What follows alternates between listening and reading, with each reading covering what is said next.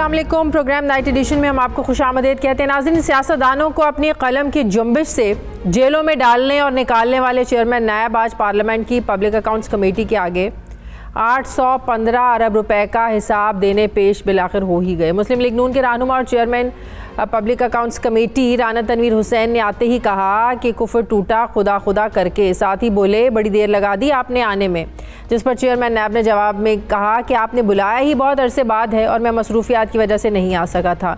Justice retired Javed Iqbal मजीद न आने की वजाहत देते हुए बोले कि पार्लियामेंट की अहमियत मुस्लिमा है, इससे किसी को इनकार नहीं है। मैं मुगल शहनशाह नहीं हूँ, मुझे एहसास है कि एक दो बार बुलाने पर मैं नहीं आ सका, मगर जायज़ वजूहात की बिना पर नहीं आ सका था। कमेटी अरकान ने चेयरमैन नायब से ताबड़तोड़ सवालात पूछे। Chairman public accounts committee Rana Tanveer Hussain ने नायब की 2018-19 की ऑडिट रिपोर्ट पर सवाल पूछा कि रिपोर्ट में इंकशाफ हुआ है कि इस साल के दौरान नायब ने 38 करोड़ रुपए के इजाफी अखराजात किए, जबकि इस रिपोर्ट में बेज़ाब्तगियों का कोई पैरा शामिल नहीं किया गया। राना तनवीर हुसैन ने यह भी पूछा कि किसी वजारत या इदारे का पैसा आपने सेटलमेंट के लिए कैसे तजवीज़ किया। शहरी रहमान ने कहा कि नायब मुलाजमीन की तनख्वाहें बढ़ाने का जो मामला है ये बड़ा अहम है। दीगर इदारों के मुकाबले में नायब मुलाजमीन की तनख्वाहें ज़्यादा हैं। PTI रहनुमा नूर आलम खान ने कहा कि पार्लियामेंट में चेयरमैन नायब के बहुत से फारिशी हैं, शायद नायब का दबाव है कि कमेटी के इजलास भी मनसूख कर दिए जाते हैं। नूर आलम ने यह भी सवाल किया कि नायब मुलाजमीन की तनख्वाहें क्यों बढ़ाई गई। इन सवालों के जवाब देते हुए चेयरमैन नायब ने कहा कि नायब आइन और कानून से बालातर नहीं है। मैं 4 साल चेयरमैन नायब रहा और अपने दौर का मुकम्मल ऑडिट करवाया। बेहतर होगा कि कमेटी का एक खुसूसी इजलास बुला लें, सब सवालों के जवाब दूंगा। चेयरमैन नायब ने कहा कि मुलाजमीन की तनख्वाहें बढ़ाने के लिए सप्लीमेंट्री ग्रांट ली और सिर्फ नायब मुलाजमीन की तनख्वाहें नहीं बढ़ी बल्कि सब इदारों की तनख्वाहें बढ़ाई गई हैं। कई इदारों की तनख्वाहें 100% से भी बढ़ी हैं और शायद इन इदारों तक नूर आलम खान की पहुँच ही नहीं है। चेयरमैन नायब ने कहा कि हाउसिंग सोसाइटियों समेत किन इदारों और अफराद से क्या वसूलियाँ हुई, एक एक रुपए का हिसाब दूंगा और पब्लिक अकाउंट्स कमेटी को मुतमईन करूंगा। अगर मुतमईन नहीं कर सका तो घर चला जाऊंगा।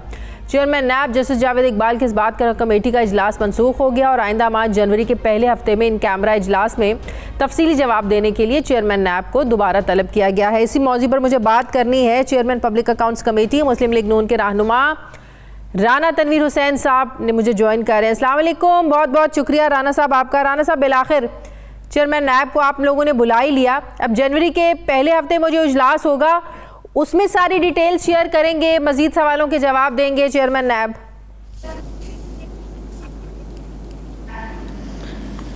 शुक्रिया शादिया। वो जो 6 जनवरी को है वो आपने थोड़ा सा तो ठीक कहा कि जो डिटेल है रिकवरी के मतलब कुछ हमने हेड्स बनाए हैं कि रिकवरी के इस हेड्स में और इस मुख्तलिफ जो तबकात हैं, मसलन हमने बैंक रिकवरी की बात की है, हाउसिंग कॉलोनी या प्राइवेट पर्सन के जो पैसे हैं फ्रॉड हुए थे उनसे पैसे लेके उन्हें डिस्ट्रीब्यूट किए गए, और साथ ही साथ लूटेड मनी जो है जो करप्शन का पैसा है उस हेड में कितने रिकवर हुए हैं। तो ये मुख्तलिफ 5, 6, 7 हेड्स हैं जिसमें हमने कहा कि हमें पूरी डिटेल बताई जाए और उसमें उन्होंने कहा कि जी बिल्कुल मैं सारी डिटेल दूंगा। तो दूसरी हमने उस पर पूरी ब्रीफिंग भी रख ली है, रिकवरीज प्लस जो केसेस हमने PSC ने उनको रेफ़र किए हैं उसके मुताबिक प्रोग्रेस बताई जाए केस वाइज, क्योंकि हमने तो काफ़ी काम करके 90% काम हमारे ऑडिट वालों ने और कमेटी ने मुख्तलिफ इंक्वायरियाँ करके काफ़ी मैच्योर केस और जो ओपन एंड शट केस होता है वो हम रेफर करते हैं इनको नैब को। तो उसमें अगर कोताही कोई हुई है या टाइम हुआ है तो उसकी वजह हमें बताई जाए। तो ये सारी चीज़ें थी, वो तो 6 तारीख को होगा, लेकिन बाकी जो 815 अरब रुपए की रिकवरी, फिर उस पर बेज़ाब्तगी का सामने आना जिसका कोई रिकॉर्ड ही नहीं है, ये मामला भी बाद में ही हल होगा। अब जी सारे मामला जितने थे आज उस पर बात बड़ी हुई है, बल्कि उनकी ये भी बात हुई है कि आप कितने पैसे इसमें कमीशन या परसेंटेज रखते हैं। तो उन्होंने पहले रखते थे, अब हम एक पैसा भी नहीं रखते उनमें से जो पैसे रिकवर करते हैं। तो अब उस पर पता चल जाएगा कि एक्चुअल पोजीशन क्या है। ये तो आज उन्होंने एक स्टेटमेंट दी है, लेकिन अभी हमें पता चलेगा जब सारी चीज़ें सामने आएंगी और उस पर क्वेश्चन किए जाएंगे। आज लेकिन आपकी नज़र में क्या है? करप्शन तो नहीं है, बेज़ाब्तगियां हैं, पैसा इधर का पैसा था उधर लग गया, उधर का पैसा था इधर लग गया, इसको करप्शन तो नहीं कह सकते, या करप्शन हुई है?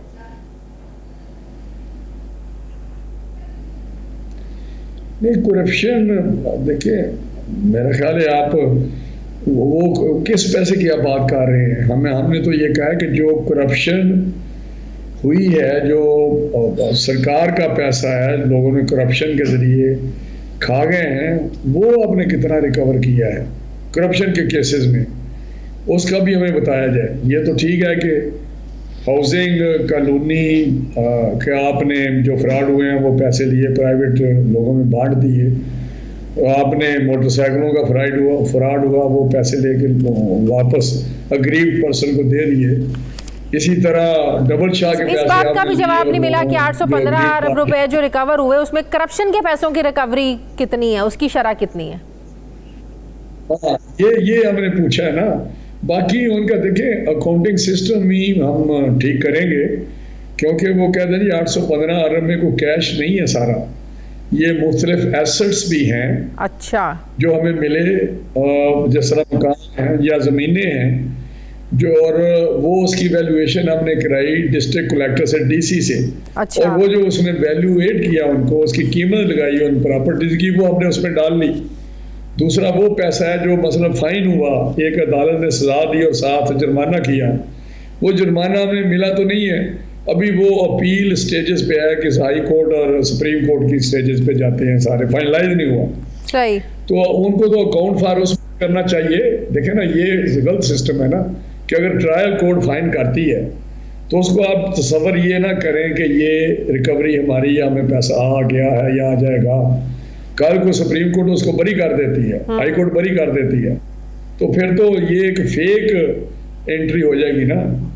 तो मैं समझता हूँ कि ये उनका जो सिस्टम है, इसको भी जब हमारे सामने ये चीजें आएंगी तो उस वक्त हम करेक्ट करेंगे इसको। सही। अच्छा, आप लोगों का हमेशा एतराज़ रहा है कि ऑपोजिशन के लोगों के खिलाफ ज़्यादा नायब ने केसेस बनाए हैं, जबकि मेरिट पर तो केसेस हुकूमती लोगों के खिलाफ भी बनते हैं। जो नायब जो है वो हुकूमत से तो पूछगछ करती नहीं है।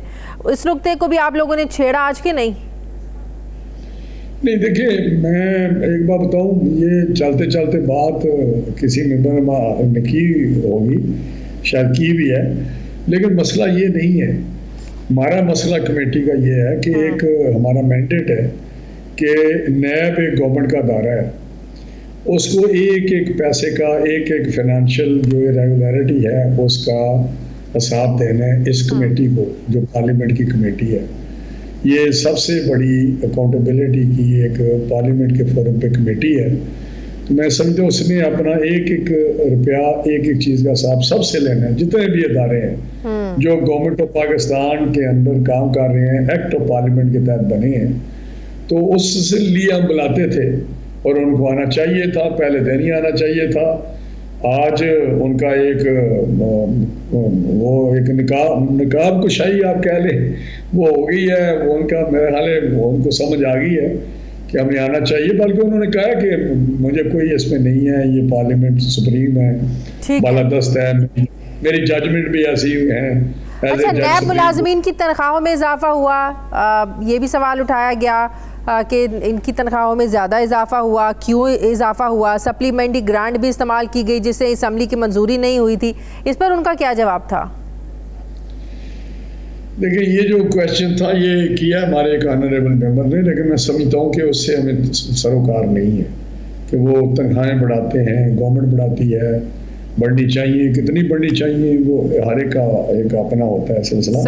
हमें तो ये इतराज़ था कि जो आपने बात की है शादिया, कि ऐसा पैसा जो आपने खर्च कर लिया उसकी मंजूरी आपको मिली नहीं थी, या बाद में आपने ली नहीं नेशनल असम्बली से, तो एक टेडी पैसा भी आप खर्च नहीं कर सकते नेशनल असम्बली की मंजूरी के बगैर, ऑथोराइजेशन के बगैर। अगर कोई ऐसी एमरजेंसी आ जाती है कि आपको खर्च करना पड़ जाता है ओवर एंड अबाउट, तो फिर आप सप्लीमेंट्री ग्रांट के तौर पे बाद में आप उसकी अप्रूवल ले रहे थे नेशनल असेंबली से, जो कि तरीकाकार है, इन्होंने ली नहीं। और मैं हैरान रह गया कि ये देखे ना, एक ऐसा अदारा जो फार्मर सुप्रीम कोर्ट के जज हैं और हाई कोर्ट के चीफ जस्टिस भी रहे हैं, उनकी सरबराही में जो अदारा काम कर रहा है वो इस किस्म का काम करे कि उसकी सप्लीमेंट्री ग्रांट की अप्रूवल ही ना ले। तो हमने डायरेक्शन दी है कि इसकी रिकवरी आप अप्रूवल लें, वरना रिकवरेबल है ये आपसे। ठीक है, जिसने ये खर्च किया वो रिकवरेबल है और वो रिकवरी होगी उनसे, क्योंकि वो बगैर ऑथराइजेशन के आपने पैसा खर्च किया। ठीक है, बहुत बहुत शुक्रिया चेयरमैन पब्लिक कमेटी मुस्लिम लीग नून के सीनियर रहनुमा राना तनवीर हुसैन साहब मेरे साथ हैं। मुझे ब्रेक लेनी है नाज़रीन, वापस आते हैं छोटे से वक्फे के बाद।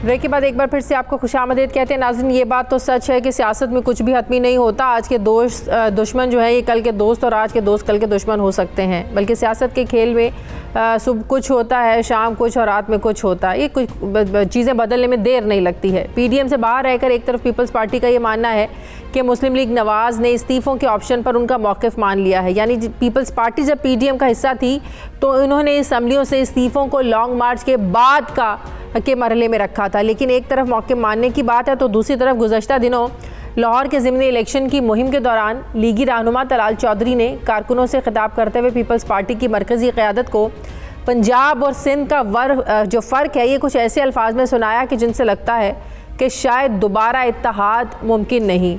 बयान ऐसा था नाजरीन के वीडियो सामने आते ही रद्द अमल में फैसल करीम कुंडी ने मुस्लिम लीग नून के लीडर को भगौड़ा कहते हुए वापस बुलाने का मशवरा दिया। हालांकि तलाल चौधरी के बयान पर मुस्लिम लीग नून के रहनुमा एहसन इकबाल ने वजाहत देते हुए कहा कि तलाल चौधरी ने जो ज़बान इस्तेमाल की है वह नून लीग की ज़ुबान नहीं है। तलाल चौधरी को अपने अल्फाजों पर माजरत करनी चाहिए। लेकिन बात यह है कि पंजाब में पीपल्स पार्टी के कदम जमाने की तो गुज़श्ता रोज़ आसिफ अली जरदारी ने लाहौर में एक तकरीब से खिताब करते हुए कहा कि पंजाब में पीपल्स पार्टी के लिए इलेक्शन लड़ना मुश्किल नहीं है। साथ ही जरदारी साहब ने कहा कि मियाँ साहब ज़ात बिरादरी की बुनियाद पर हल्के बनाते रहे, हम हर हल्का तब्दील करेंगे। क्या कहा कल जरदारी साहब ने, ज़रा देखिए। आपने जो कॉन्स्टिट्यूंसी जिसपे इलेक्शन लड़ी है ये 77 के बाद मियाँ साहब बनाते रहे अपने हिसाब साइज से, गलियां मोहल्ले बिरादरियां देख के इन्हें कॉन्स्टिट्यूंसीज बनाएंगे। हर जगह पे हम इनसे लड़ेंगे, हर मोहल्ले में इनसे लड़ेंगे, इसलिए कि पाकिस्तान के ये खिलाफ है, ये मेरी धरती के खिलाफ हैं। जो इस धरती में नहीं मरना चाहता उसको क्या मसला है। इसी पर मुझे बात करनी है पाकिस्तान पीपल्स पार्टी के सीनियर रहनुमा मौला बख्श चांडियो साहब। अस्सलाम वालेकुम, बहुत बहुत शुक्रिया चांडियो साहब आपका। चांडियो साहब, पाकिस्तान पीपल्स पार्टी और नून लीग कभी एक दूसरे से गले मिलते हुए नज़र आते हैं। पार्लियामेंट में रवैया कुछ और होता है, पार्लियामेंट से बाहर कुछ और होता है। कल जरदारी साहब ने जो तनकीद की, ये क्या वजह थी कि एक दफ़ा फिर से वो गरजे बरसे और मियाँ साहब पर, नून लीग पर इल्ज़ामात लगाए? जरदारी साहब ने एक भी लफ्ज सियासत से हटकर नहीं कहा, कोई गिरी हुई जबान। जरदारी साहब का तो कमाल है, जब सदर पाकिस्तान थे अपोजिशन ने ऐसा कोई बुरा लफ्ज जो शाया और नशर हो सकता था वो ऐसा नहीं था कि उन्होंने इस्तेमाल नहीं किया जरदारी साहब के लिए। लेकिन जरदारी साहब हंसते रहे, कभी उन्होंने इन गंदी बातों का जवाब नहीं दिया। वर्करों ने और पार्टी वालों ने जब पूछा जरदारी साहब से तो जरदारी साहब ने उनको भी मना कर दिया कि नहीं, हम नहीं करते, हम ऐसे जबान इस्तेमाल करते ही नहीं है। लेकिन ये तलाल चौधरी साहब और 2-3 और भी हैं, मैं उनके नाम नहीं लेता, बड़े लीडरों में शुमार होते हैं। उनकी जहनियत की बात है, जबान जो है ना वो आपके जहन को अक्कासी करता है। हम सियासत करते। पीपल्स, ठीक कहा जरदारी साहब ने, ठीक हम सब कह रहे हैं, पीपल्स पार्टी ने पंजाब में जन्म लिया है, पीपल्स पार्टी पैदा हुई है लाहौर में, पीपल्स पार्टी ने सूबे पे हुकूमत की है। और मैं आज तक कह रहा हूं उस जमाने से लेकर, आप सुने जब भी ये पीपल्स पार्टी के वो बहादुर बेटियां जो शाही किलों में गई, जेलों में रहे, वो बहादुर बेटे जो शाही किलों में गए, टार्चर बर्दाश्त किया, जिन्होंने खुद सोजियां बर्दाश्त की, जिन्होंने सरेआम कोड़े खाए, वो भी जिंदा है। चांडियो साहब, ये पंजाब में जो ये एनए 133 में जो वोट लिए 32,000 वोट, ये रिवाइवल है या मैदान खाली था? ना तहरीक इंसाफ थी ना तहरीक लब्बैक थी? कोई नहीं, नून लीग का मैदान खाली करने का सवाल नहीं है। नून लीग जिंदा ही पीपल्स पार्टी की दुश्मनी में है। नून लीग पैदा ही मुस्लिम लीग ज़ियाउल हक की छांव में पीपल्स पार्टी की दुश्मनी में है। अच्छे अच्छे लीडर हैं मुस्लिम लीग में, बहुत अच्छे लोग, शाइस्ता लोग, खालिद सियासी लोग, लेकिन ये जो पैदा ही भुट्टो दुश्मनी में हुए, उनकी जबान ऐसी रहेगी। बड़े अच्छे लोग बैठे नून लीग में। हम नहीं कहते, हम नहीं आते आपके पास माफी मांगने, हम नहीं आपके सामने झुकते, आप ख्वाहिश करते। हम सिर्फ ये करते हैं कि आमरे से जान छुड़ानी है, गैर जमहूरी हुकूमत जान छुड़ानी, हम मिलके करें। लेकिन कैसे मिलेंगे? जबान अगर जिनकी ठीक नहीं होगी, उनसे कभी मोहब्बत पैदा नहीं हो सकती। मोहब्बत के लिए पहले आप जबान अपनी ठीक करें। पंजाब हमारा मुल्क है, पंजाब पाकिस्तान का हिस्सा है, ऐसे ही जैसे सिंध है। लेकिन आप लोगों को फायदा तो हुआ कि तहरीक इंसाफ इस दौड़ में नहीं थी, वो बाहर थे, तहरीक लब्बैक भी नहीं थी, तो मुकाबला तो इतना नहीं था। मैं आपको कहूँगा, इसमें दौड़ की बात नहीं है, इसमें सोच और फिक्र की बात है। लोग तंग आ गए, एक तरह तहरीक इंसाफ से तंग आए, लेकिन दूसरी तरफ से नून लीग के बदमाशी जबान से भी तंग लोग आए हुए ना। उन्होंने क्या किया है? मुसलसल पावर नून लीग कर रहा है। हमने तो कभी नहीं कहा कि दोस्त दादरी से आप जीते हैं, हमें पता है आप कैसे बार बार पंजाब में पावर में आते रहे हो, लेकिन हमने कभी ऐसी जबान इस्तेमाल नहीं की। लेकिन हमारी लीडरशिप के खिलाफ हमेशा ही मिसाली सियासत का हवाला दिया जाता है, उसका मुजाहरा किया जाता है। चांडी साहब, कल पीडीएम ने लॉन्ग मार्च महंगाई मार्च का ऐलान किया है, नवाज शरीफ को जलावतन होने पर मजबूर किया। इस्तीफों की कल कोई बात नहीं हुई, तो आपका मौके सच साबित हुआ कि इस्तीफे भी हल नहीं है। हाँ। हमने कभी नहीं कहा हम इस्तीफा देंगे। हाँ। हमने हमेशा कहा हम पार्लियामेंट की सियासत करते हैं, हम पार्लियामेंट में उनका मुकाबला करेंगे। इन्होंने कहा नहीं, आप इस्तीफा नहीं दे रहे, तो इत्तेहाद से निकाल दिए गए। अब क्या हुआ? हम अलग हो गए। नून लीग साहिबा, आपने क्यों नहीं इस्तीफाएं दी? आपको देनी चाहिए थी इस्तीफाएं, आपने फिर मौलाना साहब को तनहा कर दिया। नहीं, वो एडमिट करते हैं कि सिर्फ उनके इस्तीफे देने से तो कोई तब्दीली नहीं आएगी ना, पीपल्स पार्टी साथ नहीं है। ये बात जब हमने की, तो उनको आग बगोला होने की क्या जरूरत थी?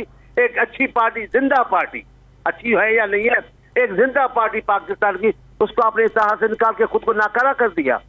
बिल्कुल नाकारा है। अब क्या कर सकते हैं? तो ये 23 मार्च का महंगाई मार्च आपको 23 मार्च का महंगाई मार्च, इसकी क्या अहमियत है पीपल्स पार्टी के बगैर? अब पीपल्स पार्टी इस वक्त भी अपने पूरे सूबे में, पूरे पाकिस्तान में कॉल देती है बार बार महंगाई के खिलाफ।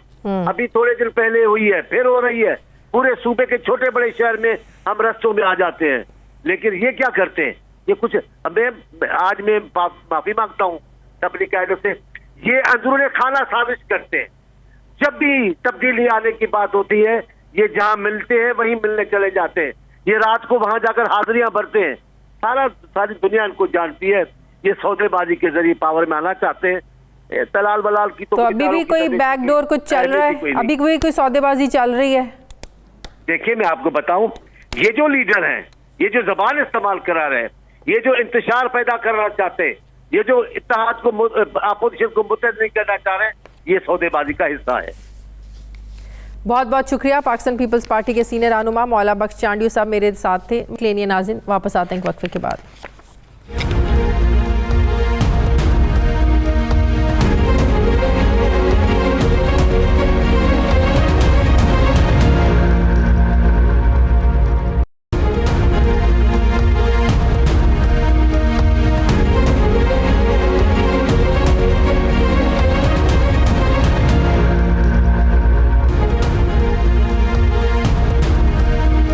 ब्रेक के बाद एक बार फिर से आपको खुशामदीद कहते हैं। सीनियर सहाफ़ी तज्ज़ियाकार मज़हर अब्बास साहब ने मुझे ज्वाइन किया। अस्सलाम वालेकुम, बहुत बहुत शुक्रिया मज़हर साहब आपका। मज़हर साहब, पीडीएम का महंगाई मार्च का ऐलान लेकिन 4 महीनों के बाद, क्या इसे समझा जाए कि पीडीएम ने फेस सेविंग की कोशिश की है? क्योंकि पीडीएम उस तरीके से अब लोगों को मोबिलाइज कर नहीं सकती, पीपल्स पार्टी पीडीएम का हिस्सा रही नहीं, कोई खातिर ख्वाह नताइज निकाल नहीं सकती, इसलिए 4 महीने के बाद महंगाई मार्च का ऐलान करके क्या सिर्फ लोगों को जो है ट्रक की बत्ती के पीछे लगाया है? शुक्रिया शादिया। देखिए, पीडीएम एज ए ब्रांड मेरे लिहाज से, हो सकता है मेरा नुक्ता नज़र गलत हो, लेकिन मेरे लिहाज से पीडीएम एज ए ब्रांड जो है ना, अब लोगों में अपनी जगह नहीं बना पाएगी।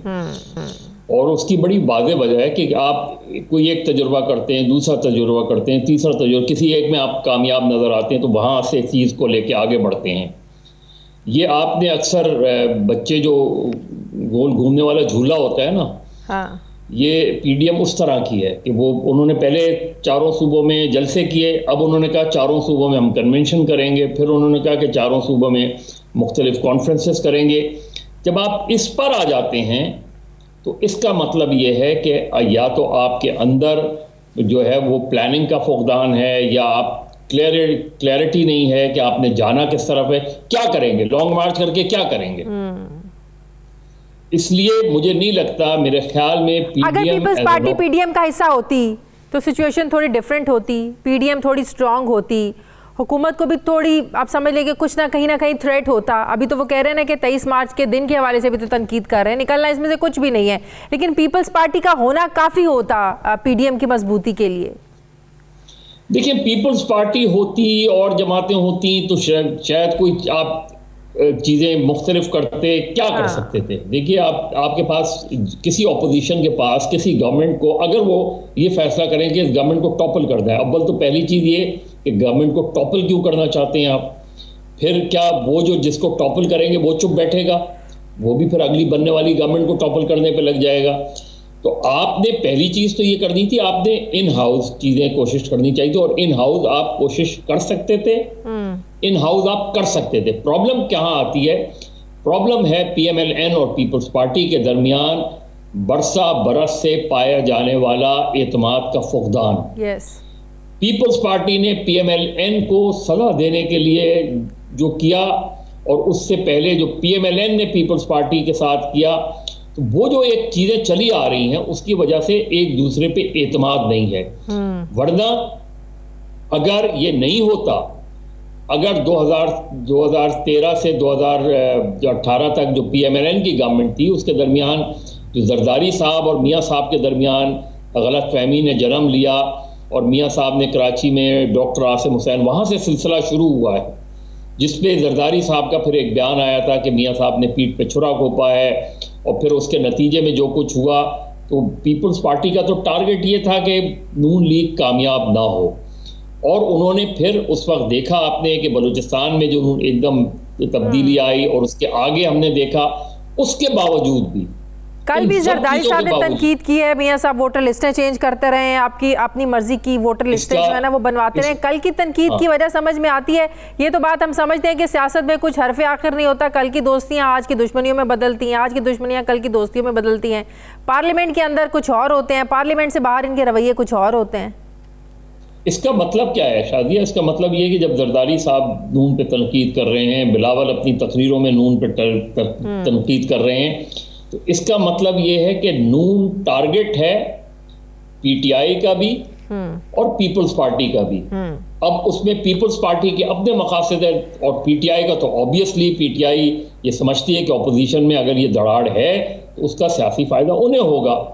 तो शायद अगर 3.5 साल में आप सिर्फ सेनेट में हुकूमत को डिफीट दे देते, तो ये होता कि आप खड़े होकर ये कह सकते थे कि हमने इन हाउस कोई तब्दीली लाए, यानी चेयरमैन सेनेट के खिलाफ वोट ऑफ नो कॉन्फिडेंस ले आते, या सेनेट के इलेक्शन में चेयरमैन सेनेट को जीतने नहीं देते, यानी हुकूमती इत्तेहादियों के उनको। तो इवन जहां जिस विकेट पर ऑपोजिशन तगड़ी है, अगर उस विकेट पे भी हुकूमत जीत रही है, तो इसका मतलब ये है कि ये ब्रांड जिसका नाम पीडीएम है, ये मुकम्मल तौर पे नाकाम हो गया। और सिर्फ यही नाकाम नहीं है, पीपल्स पार्टी भी नाकाम है और पीएमएलएन भी नाकाम है। आप ना इन अंदर पार्लियामेंट के अंदर कुछ कर पा रहे हैं, सही कोई तब्दीली ला पा रहे हैं, और ना पार्लियामेंट के बाहर कोई मार्च कर पा रहे हैं। बिल्कुल सही।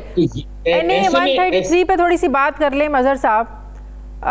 नून लीग ने तो जाहिर अपनी सीट बचा ली, उन्हीं की सीट थी, तहरीक इंसाफ इस दौर से वैसे ही बाहर थी, लेकिन असल जो तब्दीली हमें नज़र आई है वो है पाकिस्तान पीपल्स पार्टी के वोट में तब्दीली नज़र आई है। 2018 में 5000 का वोट जो 2018 में पड़ा था, आज उनका वोट देखिए 33,000 तक पहुंच गया है।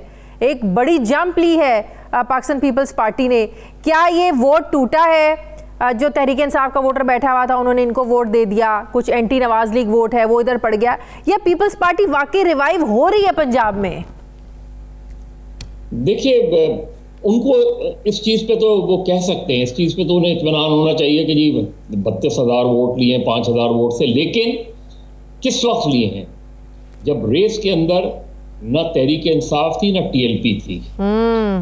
अब उनका उनकी जो ऑर्गेनाइजेशनल, अगर उनमें उन्होंने कुछ इम्प्रूव किया है, किसी रिवाइवल वगैरह की तरफ जा रहे हैं, उसका टेस्ट होगा लोकल बॉडीज इलेक्शन। कि लोकल बॉडीज इलेक्शन में पीपल्स पार्टी की परफॉर्मेंस क्या होती है, वो डिटरमिन करेगा कि पीपल्स पार्टी का वर्कर जो पीटीआई में चला गया था या कहीं और चला गया था वो वापस आ रहा है, या घरों में बैठ गया था वो वापस आ रहा है या नहीं आ रहा। इस इलेक्शन में पीपल्स पार्टी को बिल्कुल उनको थोड़ा सा खुश जरूर होना चाहिए, लेकिन इसको हम टेस्ट नहीं कह सकते, इसको हम पीपल्स पार्टी की रिवाइवल नहीं कह सकते। अच्छा। इसको हम पीपल्स पार्टी का कम बैक नहीं कह सकते।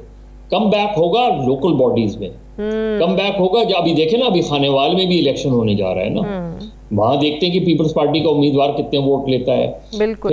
फिर मार्च अप्रैल में बल्दियाती इलेक्शन हो रहे हैं, बल्दियाती इलेक्शन में पीपल्स पार्टी जनूबी पंजाब या दूसरी जगहों पे वो कितनी कामयाबी हासिल करती है, वहां वो आपका पीपल्स पार्टी उस वक्त खड़े होकर ये कह सकती है। अभी जो मैं राजा परवेज अशरफ साहब को या दूसरों को सुन रहा था, ये बहुत ही क़ब्ल वक्त है कहना।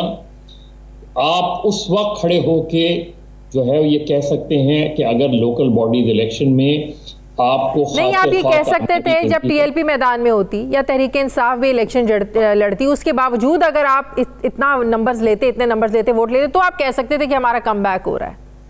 वो अभी देखिए ना, अभी इसीलिए जब आप बल्दियाती इलेक्शन कराएंगे तो ये सारी जमातें होंगी रेस में। उस रेस में पीपल्स पार्टी कहां आती है, किस नंबर पे आती है, वो होगा। और अगर उसने पीपल्स पार्टी इवन ना भी जीते, लेकिन देखना यह कि पीपल्स पार्टी को वोट कितना पड़ता है, क्योंकि पीपल्स पार्टी का पंजाब में पिछले 2 इलेक्शन में हमें नजर आता है कि पीपल्स पार्टी का, पहले पीपल्स पार्टी हारती थी, उसका वोटिंग परसेंटेज ज्यादा मुतासर नहीं होता था, लेकिन 2013 के बाद से हमने देखा कि उसका वोटिंग परसेंटेज नीचे जाता गया। कभी भी तारीख में पीपल्स पार्टी के लोगों की इस तरह जमानतें जब्त नहीं हुई थी जो हमें 2018 में नजर आती हैं।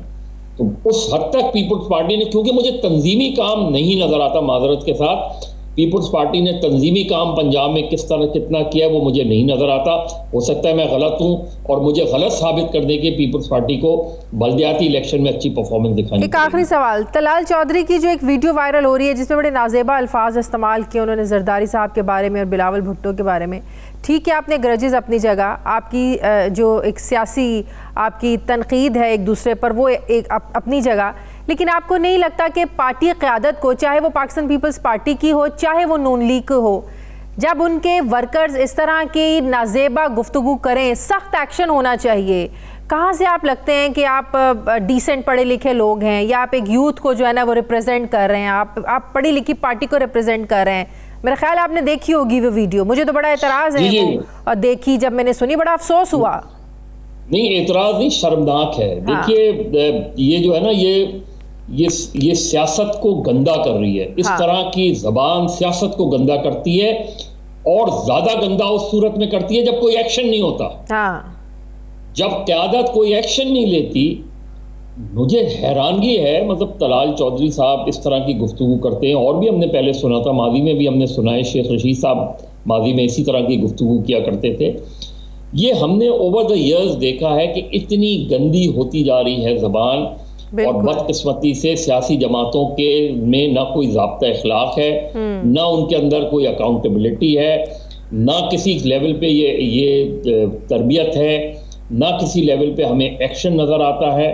तो अगर आप इस तरह करेंगे तो तलाल चौधरी साहब जो ज़बान इस्तेमाल करते हैं, जो जिन वर्कर से कर रहे थे वो वर्कर कौन सी ज़बान पर जाके अपने राइवल से के खिलाफ इस्तेमाल करेगा? वही ज़बान इस्तेमाल करेगा जो उसके बकौल उसका लीडर इस्तेमाल कर रहा है। तो मेरा ख्याल है इस पे तलाल चौधरी साहब को माजरत भी करनी चाहिए और पीएमएलएन को उनके खिलाफ कार्रवाई भी करनी चाहिए। बिल्कुल सही, बहुत बहुत शुक्रिया। सीनियर सहाफ़ी तंजीम अज़हर अब्बास साहब मेरे साथ हैं। मुझे प्रोग्राम में एक ब्रेक लेनी है नाजरीन। वापस आते हैं एक छोटे से वक्फे के बाद।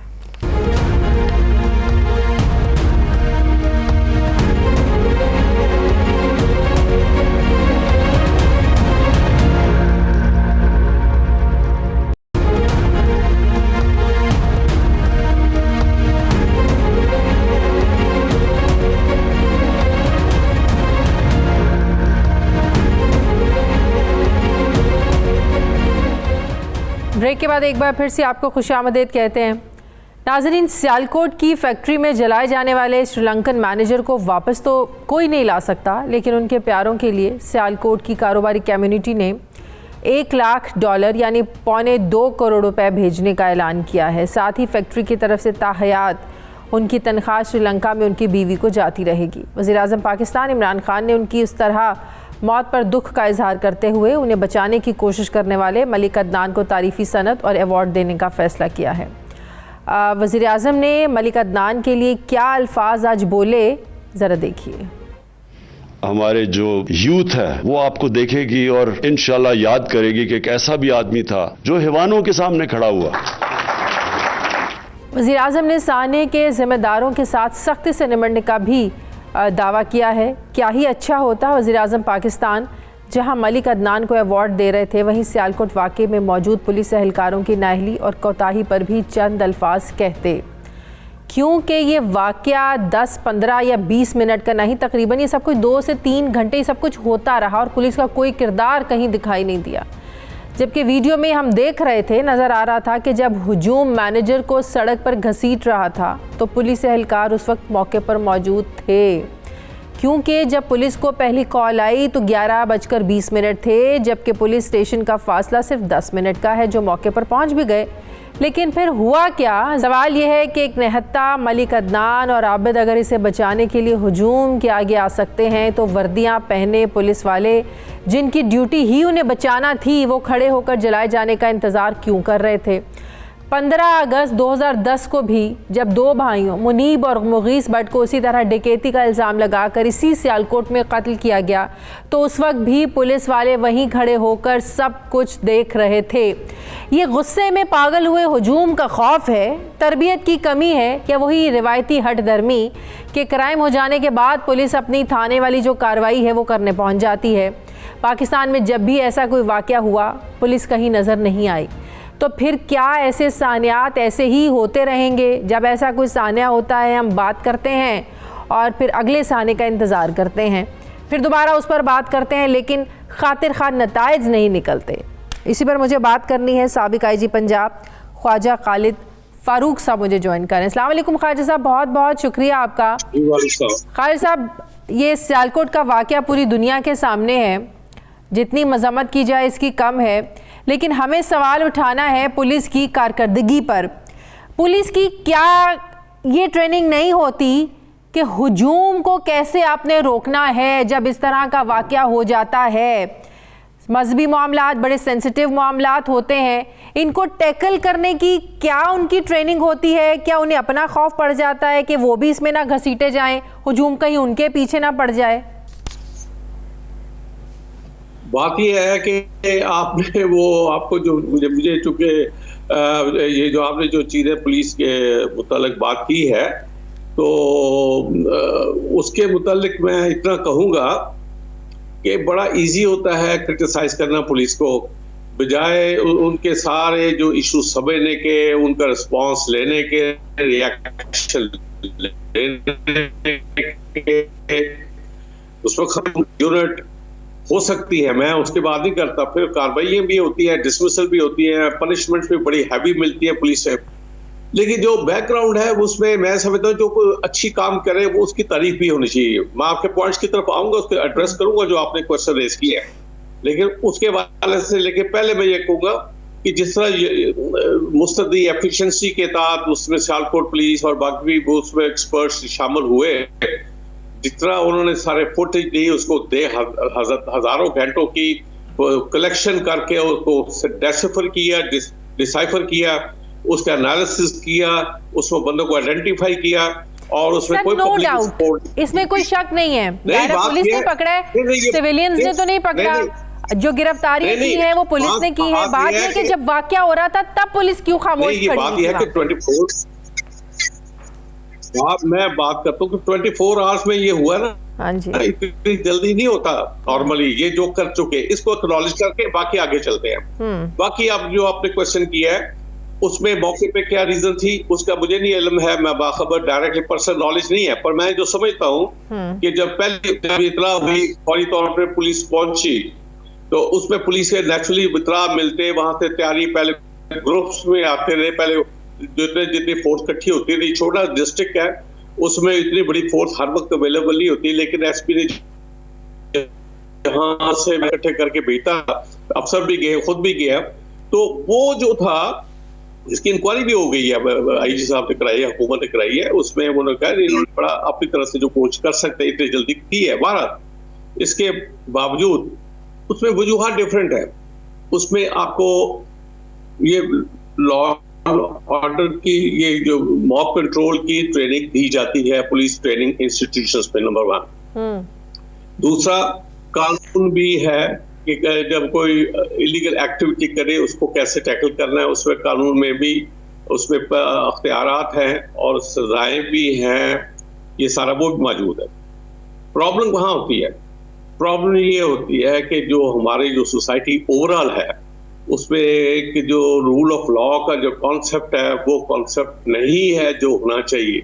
वो अब रूल ऑफ लॉ जो है पूरी सोसाइटी का इशू है, जो कि पुलिस का एक महकमा उसका जिम्मेदार नहीं है। ओवरऑल जो आप देखते हैं, अगर मैं सिर्फ आपसे ये पूछूं कि इस वाकये में अगर पुलिस बर वक्त कार्रवाई करती, जत्थे को कंट्रोल करती, तो प्रियंका कुमारा को बचाया जा सकता था। बात यह है कि उसमें आप ये देखें ना, जो पुलिस के बंदे अपने पीछे मारे गए, उसके बाद वो कैसे छूटे, फिर उसके बाद वो जो जिन्होंने मारा वो भी छोड़ दिए गए। जो इस तरह के वाकयात करते हैं, जब स्टेट की ये पॉलिसी इफेक्टिव ना हो और वो मुख्तलिफ वजूहात की बुनियाद पर जायज भी होंगी, उसमें मैं नहीं समझता पॉलिटिकल, लेकिन ये कोई बात नहीं है। ये रातों रात इस वक्त नहीं हो, ये बड़े ओवर द ईयर्स चीजें डेवलप हुई हैं। ये भी इसको जो है ना, ये बड़ा सोच के को देखना पड़ेगा और इसमें एक पॉलिसी इफेक्टिव होनी पड़ेगी जिसमें ये इसके लिए स्ट्रेटजी बना के इफेक्टिव इसको डील करना पड़ेगा। आज हम वहीं खड़े हैं 2010 में जो सियालकोट में मुनीब और मुगीज जो दो भाइयों का वाकया हुआ था, आज हम वहीं पे खड़े हैं। इसलिए फिर ये होगा ना, होगा क्या? फिर होगा ये कि इसके बाद फिर ये वाकयात होंगे, फिर वो सिर्फ पुलिस पे मुल्क इल्जाम ठहरा के मसले का हल नहीं है। मसला तो बड़ा है, उसको बड़े लेवल पे जो है एक्सट्रीमिज्म को टैकल करने की जरूरत है। उसमें नेशनल एक्शन प्लान बना, उसमें भी कितना देखें जो तरह पुलिस या खासतौर पर फौज ने जो किया है।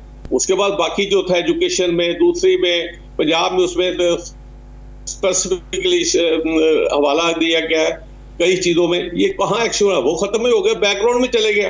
वो सियासी जो है क्या कहते हैं